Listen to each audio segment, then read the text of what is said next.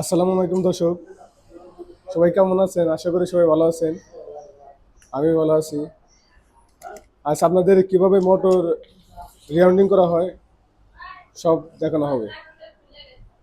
এই বিষয়ে আমাদের দাদা দাদা কাজ করতেছে, সবাই দেখবেন কিভাবে কাজ করে দাদা। দাদা মোটর সম্বন্ধে কিছু বলেন। কি বলবো ভাই? কোন সম্পর্কে শুনবা? মোটর তো মেলা আছে এনে।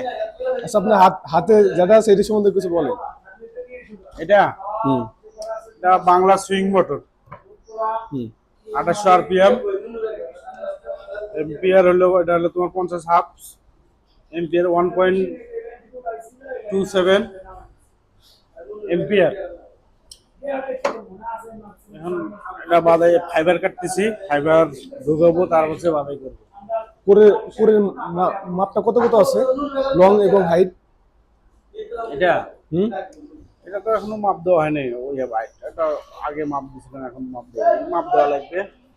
আচ্ছা, এটা টান টান আছে, কত কত টান দিতে হবে এটা? কোনটা? এটাই। টান হুম। টান রানিং এ দিবে। রানিং এ আমি পাইছি এটার 15 টান। 6 হইলো 15, 8 হইলো 30, 10 হইলো তোমার 50, 12 হইলো 65। স্টার্টিং এ টান আছে তোমার 6 আছে হলো 40, 8 আছে হলো 55, 10 আছে 60, আর হলো 12 আছে 65। তার গেজ নাম্বার হইলো 22 নাম্বার তার, আর হলো তোমার 21 নাম্বার তার। আচ্ছা, এটা তার কত গ্রাম তার তার লাগতে পারে? স্টার্টিং লাগবে হলো 300 গ্রাম, রানিং লাগবে 400 গ্রাম। আর এটা আরপিএম কত? আরপিএমটা কত হবে? 2800 আরপিএম। 2800 আরপিএম।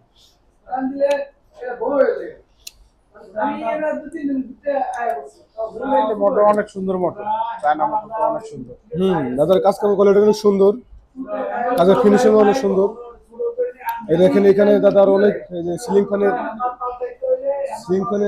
কয়েল বাঁধা রাখছে, বাঁধ আছে, রানিং করানো হয়ে গেছে, স্টার্টিং বাকি আছে।